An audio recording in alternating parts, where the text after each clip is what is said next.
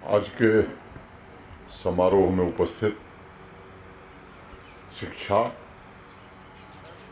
Sports, कला, संस्कृति, media तथा सामाजिक क्षेत्रों से जुड़े हुए सभी विशिष्ट और माननीय अतिथियों का मैं हृदय से राजभवन में स्वागत करता हूं। मैं समझता हूं माननीय प्रधानमंत्री जी ने मन की बात रेडियो कार्यक्रम के जरिए हमारे देश में एक नई सामाजिक क्रांति को जन्म दिया है। आज के समय एडिशन पर मैं 3 अक्टूबर 2014 के उस परिदृश्य को याद कर सकता हूं जब प्रधानमंत्री जी ने मन की बात कार्यक्रम की शुरुआत करी थी। मुझे लगता है कि पूरे देश में लोगों ने संवाद को, कम्युनिकेशन को लगभग भुला दिया था कि इसका माध्यम रेडियो कभी हुआ करता था। फिर से ढूंढ करके आज हर परिवार में, खासतौर से ग्रामीण इलाकों में, मन की बात रेडियो पर एक दूसरे के रेडियो और मन की बात एक दूसरे के पूरक बन गए। इसके पीछे एक बड़ी वजह है। 140 करोड़ देशवासियों की आवाज़ है इसके पीछे।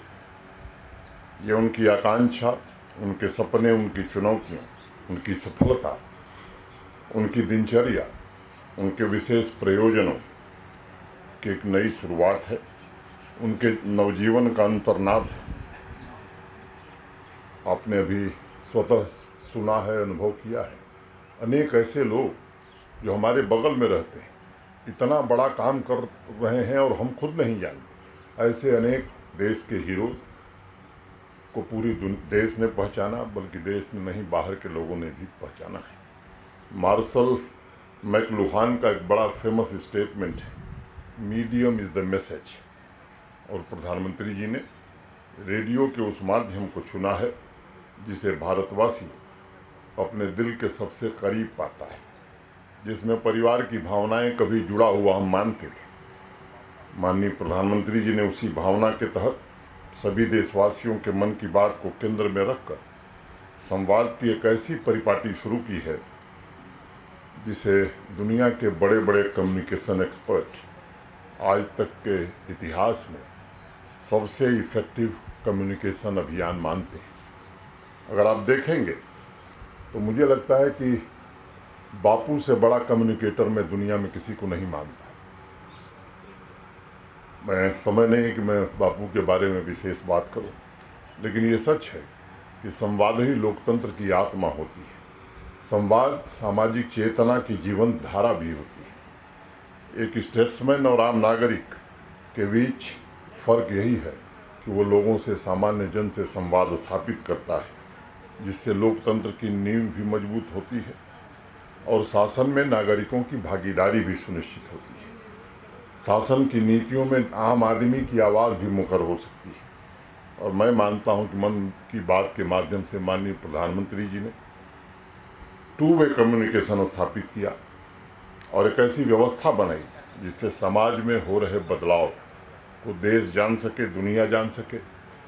समाज के सामान्य आदमी की आकांक्षाओं के मुताबिक सरकार नीतियों में परिवर्तन कर सके और अब उसका असर स्पष्ट रूप से दिखाई पड़ने लगा है।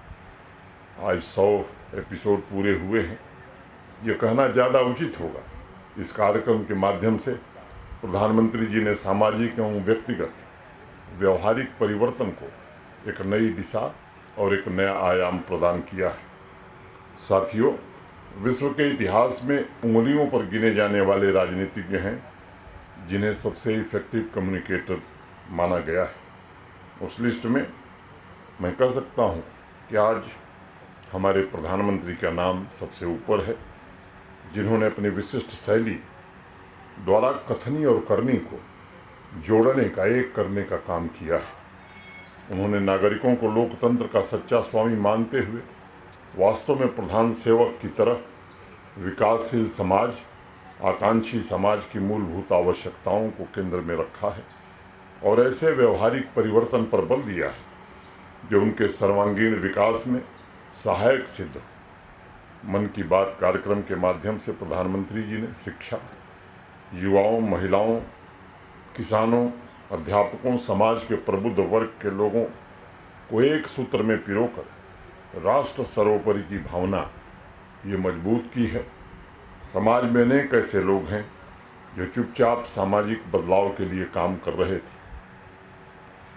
माननीय प्रधानमंत्री जी ने देश के सामने प्रस्तुत करके करोड़ों नागरिकों की सृजन शक्ति को जागृत करने का काम किया है। बलबीर कौर जी आज हमारे बीच में हैं।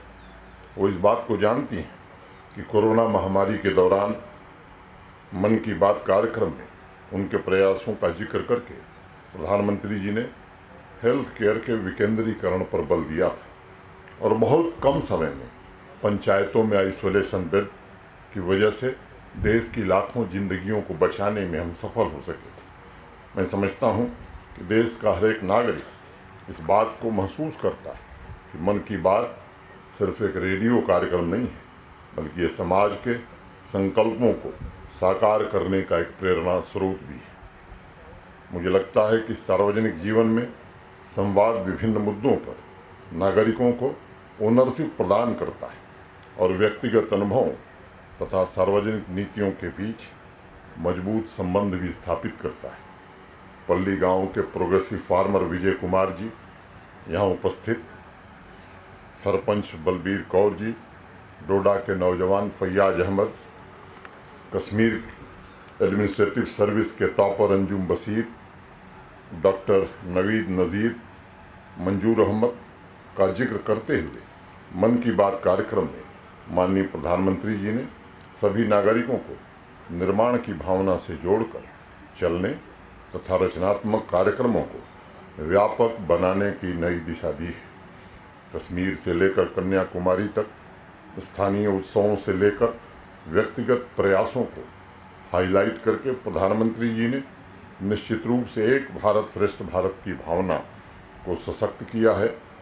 सामाजिक बदलाव के कार्यक्रमों, आम नागरिकों के जीवन स्तर को बेहतर बनाने के अभियानों में, चाहे वो स्वच्छ भारत हो, बेटी बचाओ बेटी पढ़ाओ हो, फिट इंडिया मूवमेंट हो, वाटर कंजर्वेशन हो, वोकल फॉर लोकल हो, आत्मनिर्भर भारत हो, सुगम्य भारत हो, वन डिस्ट्रिक्ट वन प्रोडक्ट हो, योग हो, भारतीय चिकित्सा पद्धति हो, एनिमल केयर हो, ऐतिहासिक सांस्कृतिक धरोहरों का संरक्षण हो, महिला सशक्तिकरण हो, डिजिटल इंडिया, अनेक ऐसे कार्यक्रमों को सफल बनाने और देश के कोने कोने में परिवर्तन के सशक्त टूल के रूप में स्थापित करने में मन की बात कार्यक्रम की महत्वपूर्ण भूमिका रही है। आज़ादी के पश्चात हिंदुस्तान के राजनीतिक एवं सामाजिक इतिहास में सामाजिक समता एवं संविधान के मूल्यों को पुनर्स्थापित करने के लिए निश्चित रूप से प्रधानमंत्री जी सदैव याद किए जाएंगे। सबका साथ, सबका विकास, सबका विश्वास और सबका प्रयास लगता है केवल नारा नहीं है, बल्कि उन मूल्यों के प्रति निष्ठा का संकल्प है। देश का प्रत्येक नागरिक प्रधानमंत्री जी से सीधे जुड़ा हुआ महसूस करता है।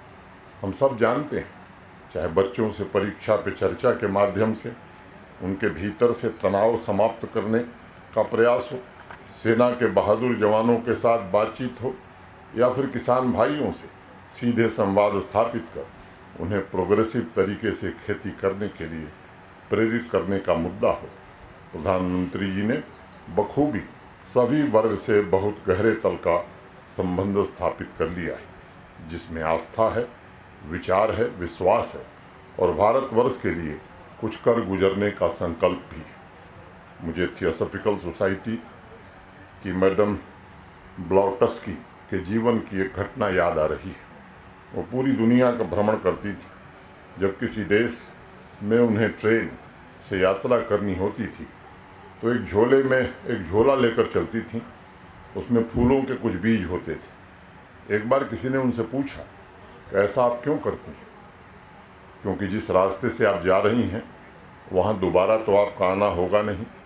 यह बीज फूल बन जाएंगे, लेकिन इन फूलों को तो आप कभी नहीं देख पाएंगे। उस पर मैडम ने कहा कि मैं जानती हूँ, लेकिन ज़रा सोचिए, जो भी इन रास्तों पर चलेगा वह कितना आनंदित होगा।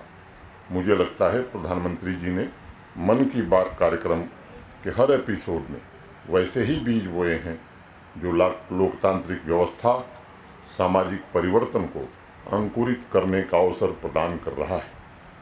प्रधानमंत्री जी मौलिक विचारों के जनक हैं और मन की बात कार्यक्रम के माध्यम से उनके दिखाए गए आदर्श राष्ट्र निर्माण, राष्ट्र प्रगति की भूमिका का निर्वहन कर रहे हैं। मैं समझता हूँ अमृत काल में मन की बात कार्यक्रम ने समाज में जागरूक चित्त की नई व्यवस्था सुनिश्चित की है और एक जागरूक समाज नया इतिहास रचने में सदैव सक्षम होता है।